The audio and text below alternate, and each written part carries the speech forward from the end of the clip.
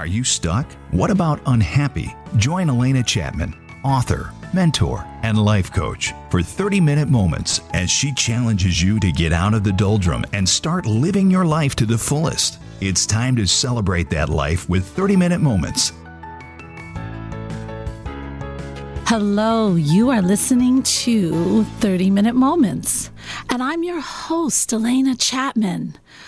And as I was driving in today, I always have thoughts for you guys. And this is one that I really think that we have to take a look at. Stress. That's a big one. I don't know if I can give you one little nugget. Of course I can. But stress, we hold on to so much stress. And the reason why I came to this was because I was running late. And I was kind of racing here a little bit. And then I noticed, these cars are going I'm going by them pretty fast, which means, I'm probably going a little too fast. And why am I so anxious? Don't I trust that I'll get there if I try? And am I going to let my abdomen get all tight? Do I really need to let that happen? And do I need to tighten my shoulders? Really? And then I thought, breathe. You're going to get there. You are the show. You got to be there. You will be there. But you can get there two ways. You can get there all tight and anxious and thinking, what if? Or you can get there thinking, okay, I'm coming. I'll be there. I'm going to do my best to get there. And I'm just going to be. And I know that sounds so simple. But just breathe. When you find everything getting tight on you, breathe deep and play with the breath. That was the best advice I ever got because my mind is always busy. Play with the breath. That means breathe deep and down. Breathe it and aim the breath towards the back. Breathe high. Breathe it back down.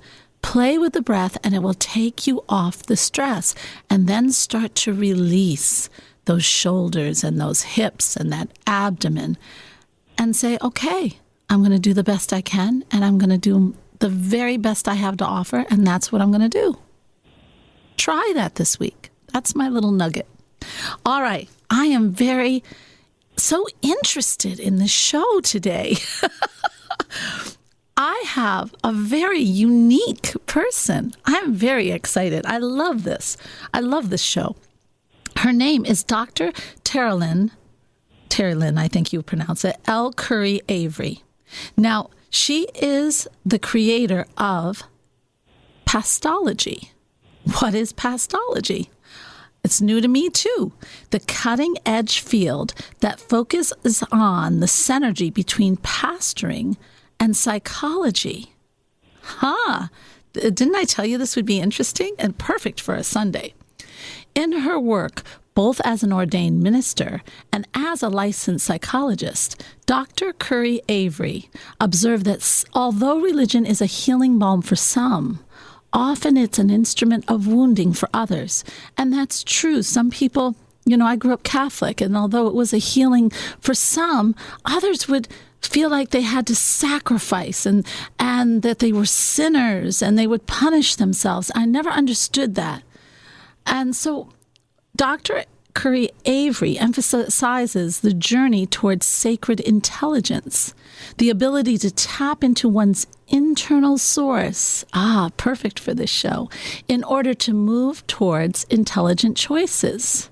Her mission is to help heal religious wounds through teaching individuals to recognize the impact of these wounds on the personal level. Now that's like depression, poor self-worth, unhealthy lifestyles, and toxic relationships. Now, Dr. Curry Avery holds a PhD from, you'll have to correct me if I'm wrong, Dr. Hofstra University, and a Master's of Divinity from Yale University. She is a pathologist, speaker, and facilitator of advanced therapy and workshops. I love it. And with that, I'm going to bring you on. Hello, Dr. Curry Avery. Hi, how are you? Thanks so much for having me on your show today. Oh, I am so thrilled to have you on. This is so interesting. You know, I was a music director for a long time. I taught in the colleges around the area where I live. I taught voice and choirs, but I was a choir conductor in churches. From the ripe young age of 18, I got my first job in Burlington, Vermont. Oh, wow. Yes. Oh, my gosh. Yes. It was a 55-member choir, too. It was a big choir. Oh, wow. Oh, yeah. I have so many fun stories about that. Was a fun, wonderful group. But anyway, so I have worked in every church, almost. There are a few I didn't go to, but teaching choirs and music and bells. And I have to say, you know, although all the people in my choirs, we had so much fun and everything, I would always see someone in the congregation, or more than one, who was suffering and they weren't being healed they couldn't feel God's presence in that church. But yet they came and they came and they came, but they weren't feeling the glory. Yes.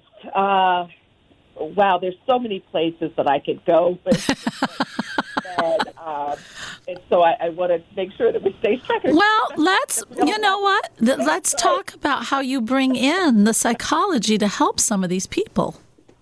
Oh, man. I have to tell you, I think the journey to coming to this place is what's really interesting, because I was a psychologist long before I was. Were you? Yes. So my first training is my PhD as a licensed clinical psychologist. And I've always had a very, very strong background in faith and religion. And I still go very firmly to faith and religion. But what I started to notice as a therapist were these wounds that people came in to therapy with that related to religious wounds. And that was really like a sort of, I know you do aha moments on here, but I was kind of thinking about how I got to this place was because after I finished divinity school was when people just started coming to me more and more and more with religion. Sure. And they didn't necessarily know that I was a pastor initially when they came. They just came. And so that was a moment for me to figure out, this is how these two disciplines really merge with one another. And so what I found is that while people had some deeply held spiritual beliefs, some of those beliefs were actually a source of wounding. So when you say you looked out into the congregation and folks didn't look like they were being healed, it's because oftentimes we carry such guilt and shame around whether we are sinners, because we use that language when we talk about coming to God and coming, if you're a Christian, coming to Jesus, like we're born sinners, right? Yes. That's one of the basic thoughts. It is one of the basic thoughts. And so if you come with that understanding that I was born a sinner, I'm still a sinner, nothing can save me, but very sad. Belief in Jesus, for instance, I'll use that since that's my upbringing, but we know in other faiths they have other things as well that are right. That kind of same tone. But what happens is that when we focus on that, rather than focusing on our own inner divinity and wisdom that we have, because I believe we're created in the image of our divine being, whatever that being is for you, we're created in that image. And for me, it's God. And so if I'm created in that image, I don't have to live in that place of like guilt and shame and doubt. And not worthy. That's what, right, exactly. And if you come to church really with that in mind, you're going to always feel like you're not worthy. And I'm glad you used that term. Not worthy? Yes. A lot of people. Yes, because over time, what I have realized as a pastor, I've been more conscious of my language. And so we often say when we're doing communion, for instance, that we come to this table not because we're worthy, but because we've been made worthy in Christ. And when a person hears that, they don't necessarily understand what that means. Well, and so they don't. Right. They think it's all outside of themselves, that the only way they can be healed is through Christ. And it's all out here, though. It's okay to feel that way, but they think it's out here. and they never do the self-exploration, I guess, the exploring and the accepting. You know what I mean? Yes, I do. And so for me, like a few Sundays ago, we had communion, and I preached on the word grace. And I said, grace is something that's automatically, it's given to us, right? By God's divine grace is present within all of us because we're all God's children, is how I look at it. We are. We have to receive that grace. And coming to church, feeling like you're less than, feeling ashamed, feeling like God doesn't love you or care about you, that is not receiving that grace. And that grace is about saying, yes, I accept that I am a divine being of God, so I am divinely created, and that God loves me unconditionally. That's really what it's about. And so when I do that, I can feel better about myself, and it'll help me manifest the best of who I am because I live within that love. I live within that grace. I don't live in shame and guilt. And so I always say to people, have the understanding that there is nothing that you could ever do that would separate you from God's love. Now, in your mind, if you carry all this stuff with you, that will separate you from connecting with your own divinity, but it's not our divine source removing them. It is, because it is ourselves. And I think, and I was brought up to know that God, the one, as I love to call God, the one is pure, unconditional love and peace. And if that is so, it's only us, because we're the only ones that judge. We're the only ones that defend. So then we are the ones that hold ourselves away from God. We have to break right here. I hate to do this, guys, but we will be right back because this is a really cool, wonderful conversation. You're listening to 30-Minute Moments with Alena Chapman, helping you discover your true purpose on WOWO and at WOWO.com. Hello and welcome back. This is a fantastic discussion on 30-minute moments. And I want to get to the part here. So we do know that people bring that shame, and we know that people bring that guilt, regret, all that stuff that separates them. And so even though they're sitting here singing these beautiful, beautiful old hymns that sometimes date back to, oh my gosh, the 15th century, which just blows my mind, and all these beautiful things that is happening, and they are not seeing it, they're not feeling it. Oh gosh, I can't imagine. So how do you help them to release that? That's what it needs. It's a releasing. Yeah, and you use, and I want to make sure I get your term in there. It's sacred intelligence. I love that. Yes. So the sacred intelligence to me is blending both the psychological and the divinity piece together, because inside each of us, we have this inner divine wisdom that's already there. Yes. And that wisdom is really what guides us to make choices that are good for us. And so when we tap into our sacred source, our divine source, that's when we're able to make these choices that are good for us and choices that are good for other folks. And so we be careful about what we do to ourselves, what we do to other people, and what we allow other people to do to us. And so a part of coming into that sacred space of church or whatever, temple or mosque, wherever you are, a part of that is coming in with your own understanding of who the divine is for you. Right. And what happens is we come into these places and we wait for the minister or the spiritual leader to tell us everything about our divine. Again, outside of ourselves. It's so funny. Everything is outside of ourselves. Yeah. For me, and I bet you it was the same for you based on what you've said, I was always able to question everything. Me too. I question. And Me too. To have parents and people in my community who just tried to answer my questions, and when they couldn't, they still let me explore without saying, oh, you're going to go to hell for asking that question. Well, they didn't say that to me totally. I remember I went up and I said, you keep talking about being poor and how that is the way. And I said, but then you just praised 3 families that are the richest families here. I was only 9 years old when I said this. And I said, and you're praising them and you didn't praise any poor people. I said that after church to the priest one day. And he just looked at me and he said, mine was not to question. Oh, wow. Yeah, I remember that. It was funny. Yeah, I would never tell anyone. I feel like the God that I serve is big enough for me to question anything. Of course. That's what you're here for, Exactly. to learn, to grow, to express and grow. I do think that so many are scared to say anything. I think that so many are, but they do push so much onto the outside, depending on other people to fix them. I always have told, I have 3 boys, and I tell them, I say very straight, it doesn't matter. Religion is a tool.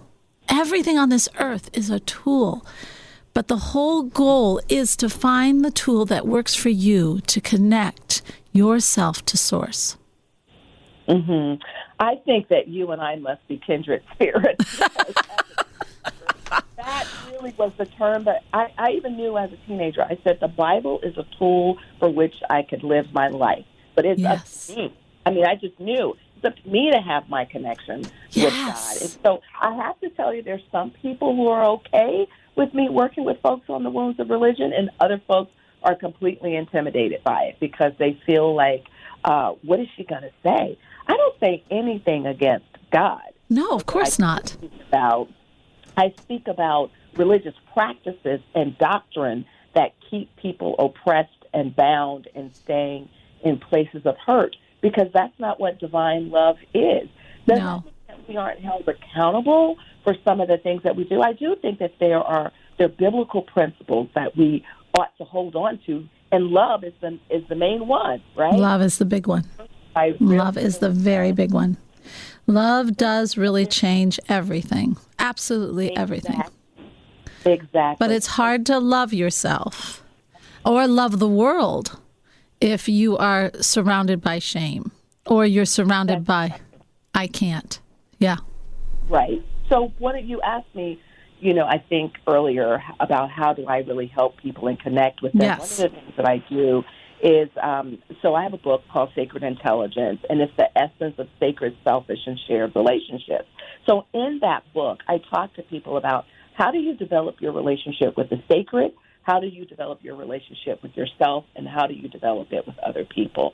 And so for people who have a difficult time loving themselves, first we take a look at how are you spending time connecting with your sacred source.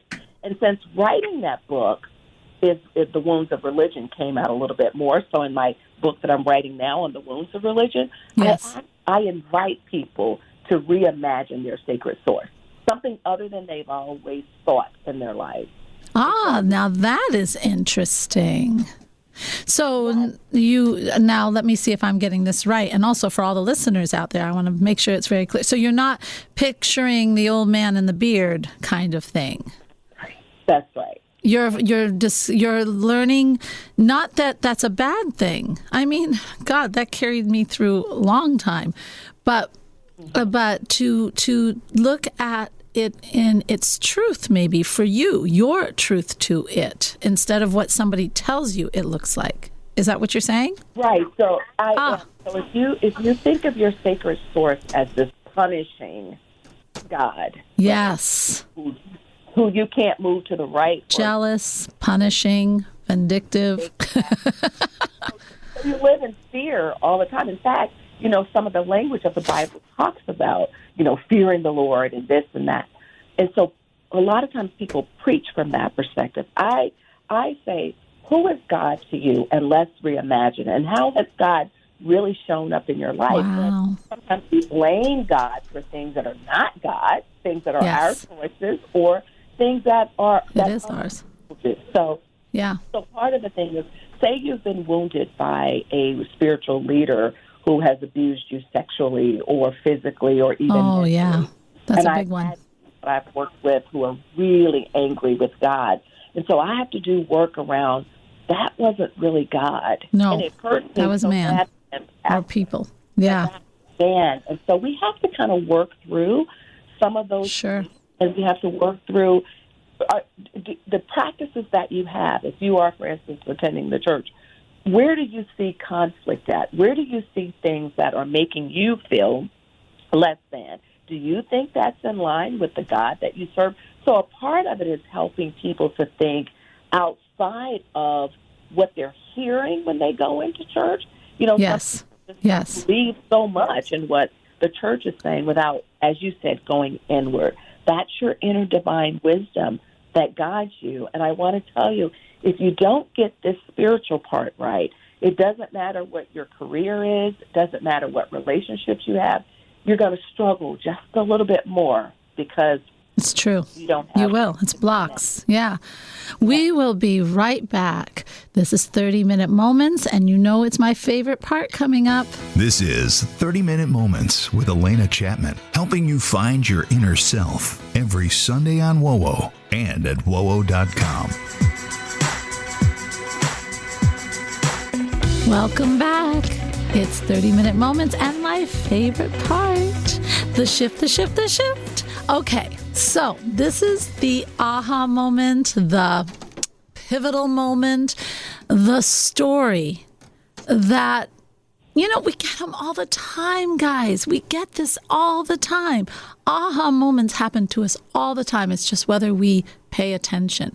And when we pay attention, they can be life-changing. It's really your soul and spirit saying, kind of giving you a little push saying, hey, come on, this is where you should be going. So, Dr. Terry, what would be a story that you have for us today? Well, I'll tell you the story of how I came to become a pastor and to do this work. And this is only really a portion of the work that I do with folks. Sure. But I knew that I was called to become a pastor, but I fought it for a very long time.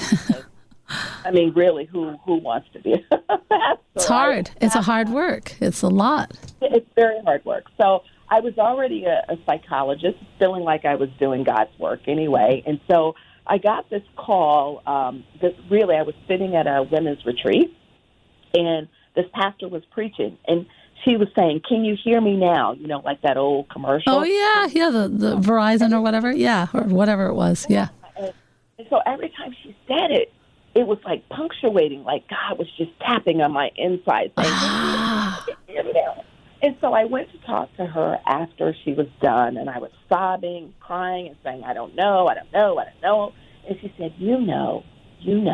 And I was like, I know. And so I told her I was called. I felt like I was called to become a minister. And she said, I am not surprised.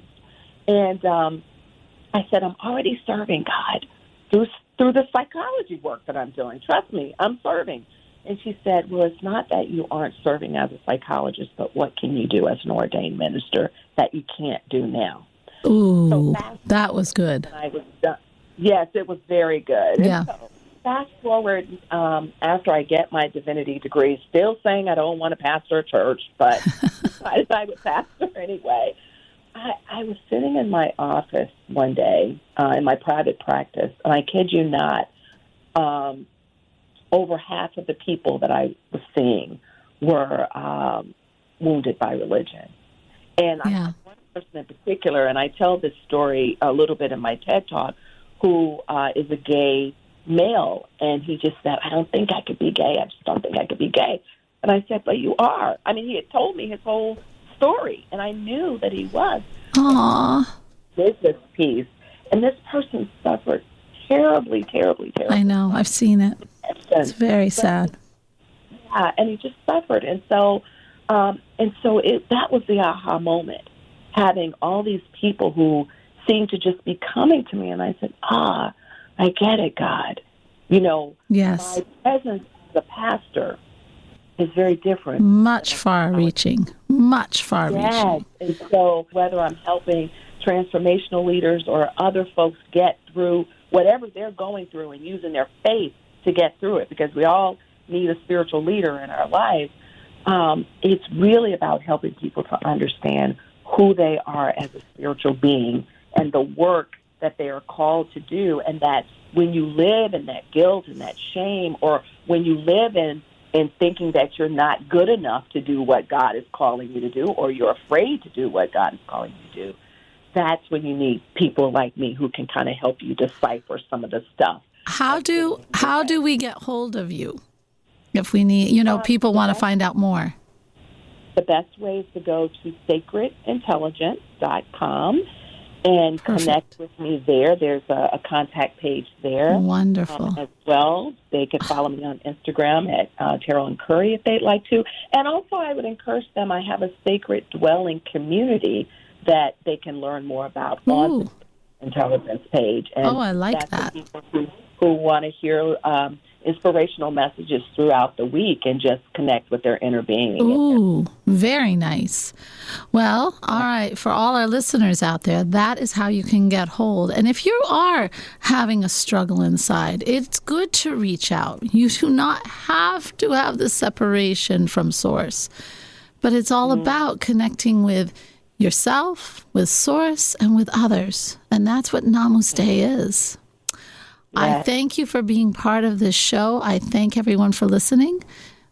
Next week, we'll be dealing with something else very interesting. This is 30-Minute Moments, and I'm your host, Alena Chapman. This has been 30-Minute Moments featuring Alena Chapman. If you missed an episode, download it now at wowo.com.